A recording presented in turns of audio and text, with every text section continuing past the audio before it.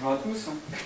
Je vais m'occuper de la restructuration des groupes de sociétés dans le projet de modification du règlement numéro 1346-2000. On le sait, le règlement numéro 1346-2000 est en cours de révision qui a pris un peu de retard puisqu'elle devra aboutir dans les mois qui viennent, vraisemblablement après mai. Dans ce cadre, une proposition de modification a été publiée par la Commission le 12 décembre 2012. Or, l'une des caractéristiques de cette proposition est qu'elle envisage la restructuration des groupes de sociétés. C'est une nouveauté. En effet, le règlement du 29 mai 2000 ne comporte aucune disposition consacrée au traitement de l'insolvabilité des groupes de sociétés. Le texte est fondé sur une démarche du traitement de l'insolvabilité entité par entité. Toutefois, la pratique n'a pas tardé à interpréter les dispositions du règlement de façon à favoriser la centralisation juridictionnelle du traitement de l'insolvabilité des groupes. Plus précisément, certaines juridictions nationales, anglaises surtout, ont estimé que le centre des intérêts principaux, le COMI, des sociétés filiales, se situait au lieu du siège statutaire de la société mère, afin d'ouvrir à l'encontre de tous les membres du groupe une procédure d'insolvabilité. Ce faisant, les juridictions anglaises ont renversé la présomption favorable au siège statutaire qui est prévue par l'article 3 du règlement. Alors les affaires sont nombreuses, on les connaît, Criss Cross, Enron, ISA Desitec, Eurofood, etc. La Cour de justice s'est prononcée sur cette pratique par un arrêt Eurofood bien connu du 2 mai 2006. Sur le principe, l'arrêt Eurofood s'oppose au fait que le simple contrôle auquel est soumis une société puisse être déterminant de la localisation de son commis. La solution de l'arrêt Eurofood est pourtant plus ambiguë qu'il n'y paraît. Pourquoi ? Parce que la Cour de justice n'interdit pas aux juridictions nationales de renverser la présomption favorable au siège statutaire et de démontrer qu'une filiale a le centre de ses intérêts principaux au lieu du siège statutaire de la mère. Pour ce faire, il doit prendre en compte des éléments objectifs et vérifiables par les tiers. Il y a un renvoi ici au considérant 13 du règlement.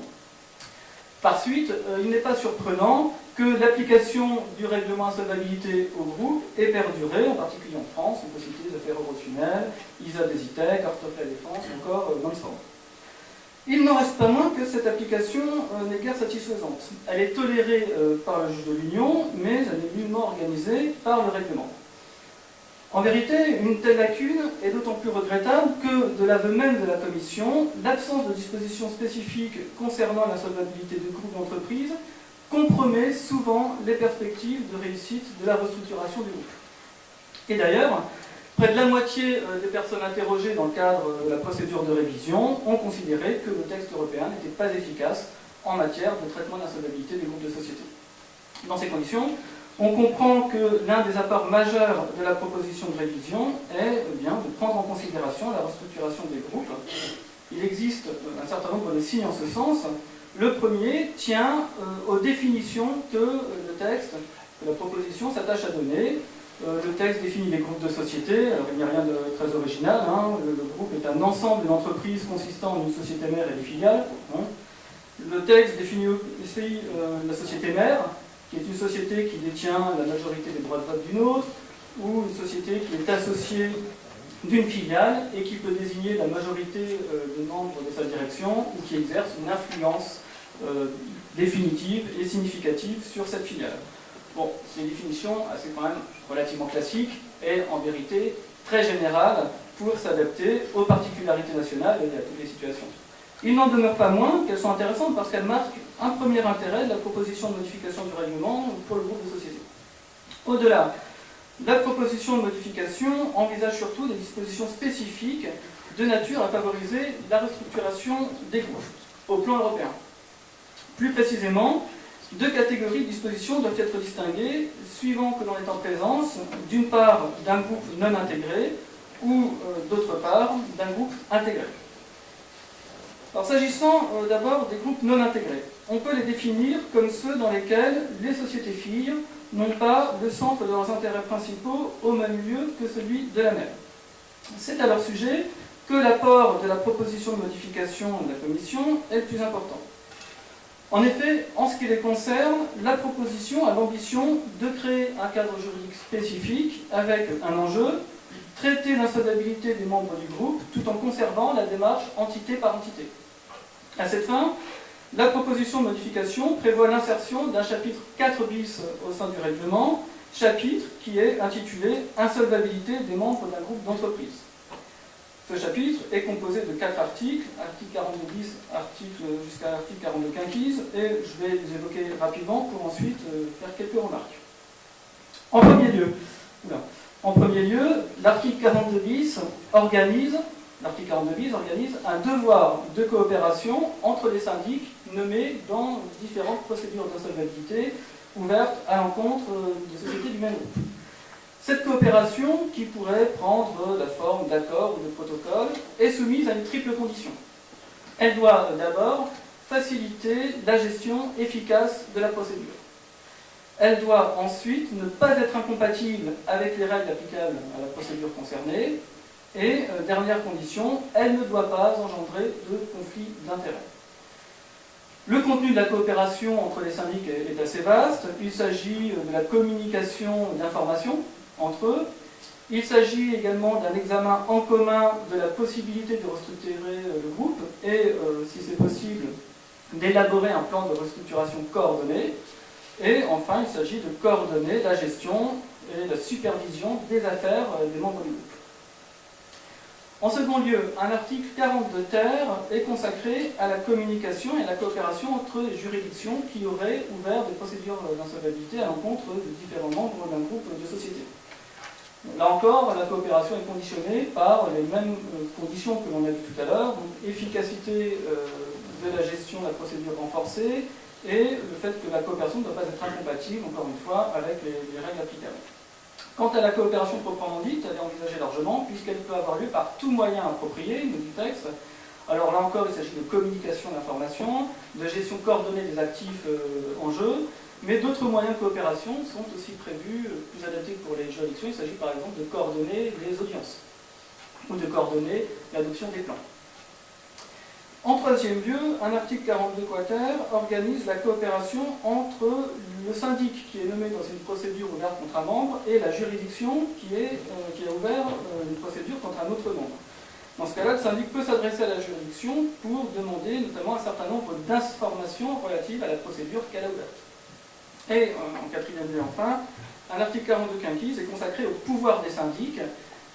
Pouvoir des syndics qui ne sont pas négligeables, puisque ceux-ci peuvent avoir le droit d'être entendus dans des procédures étrangères, ils peuvent avoir le droit de présenter dans ces procédures étrangères des plans, et surtout, ils ont un droit de demander la suspension d'une procédure qui aurait été ouverte à l'étranger à l'encontre d'un autre membre du groupe. Donc c'est quand même du pouvoir non négligeable.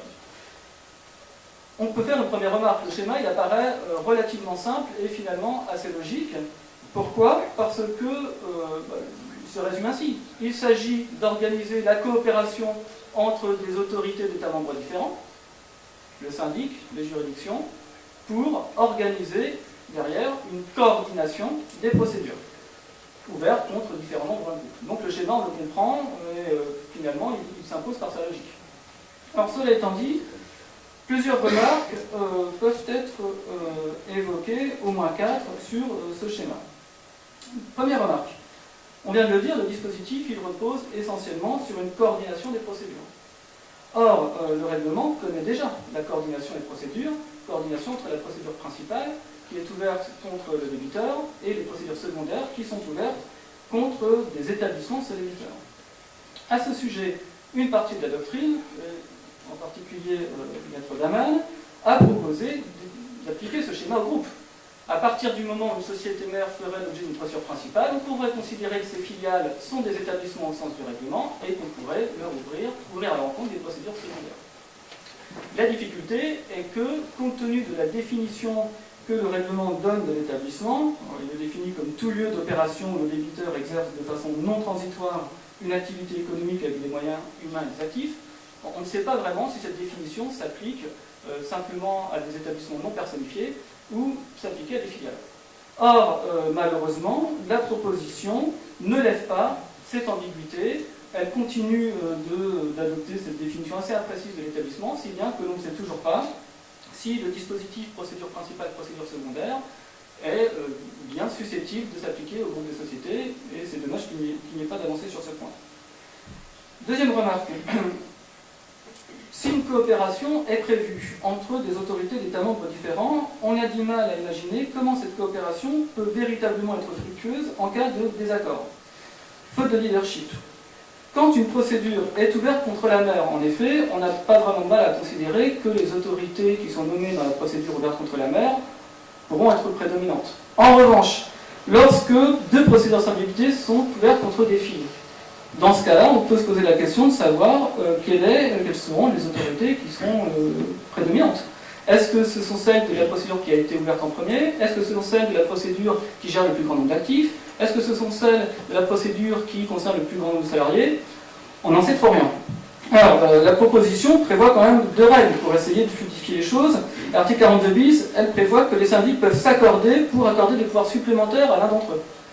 Et l'article 42 quater, elle permet, cette proposition, aux juridictions de nommer une sorte d'organe coordinateur qui répondrait à leurs instructions. Mais il n'est pas certain que ces solutions soient suffisantes pour régler tous les problèmes, en particulier lorsque les syndics ne sont pas d'accord pour organiser les pouvoirs entre eux, ou lorsque les juridictions ne s'accordent pas pour désigner l'organe coordinateur.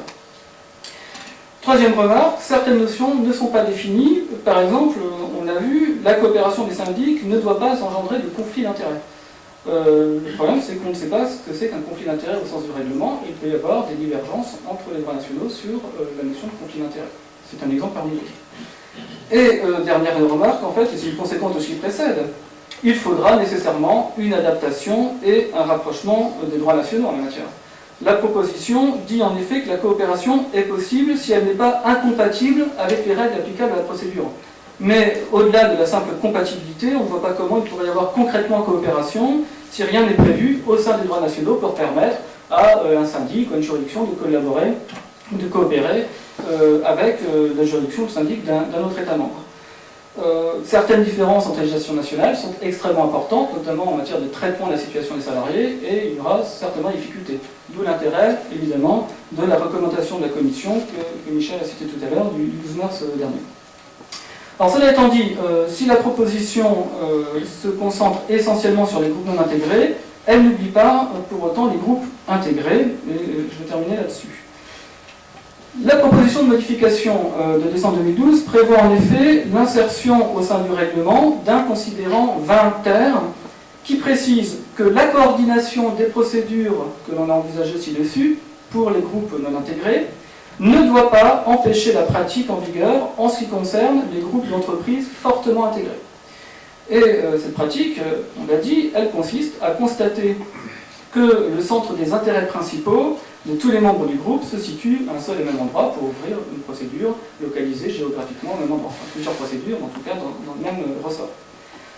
Alors, pour constater que le centre des intérêts principaux des filles est localisé au même endroit que la mère, encore faut-il que les juridictions nationales démontrent que le commis des filles se situe au lieu du siège statutaire de la mère.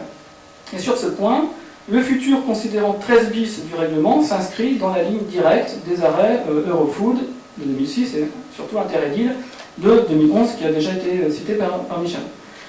À cet égard, on rappellera que la présomption en faveur du siège statutaire d'une société peut être renversée seulement à deux conditions, sur le ressort du considérant 13 bis. D'abord, il faut démontrer que l'administration centrale de la société est située dans un autre État membre que son siège statutaire, c'est la première condition. Et deuxième condition, il faut qu'une appréciation globale de l'ensemble des éléments pertinents permet d'établir de manière vérifiable par les tiers que le centre effectif de direction et de contrôle de la société ainsi que le centre de la gestion de ses intérêts se situe au lieu de son administration centrale. Ces conditions cumulatives tendent assurément à restreindre de façon très importante la possibilité pour les juridictions nationales d'ouvrir des procédures dans un seul ressort géographique contre les sociétés membres d'un même groupe. Je vous remercie.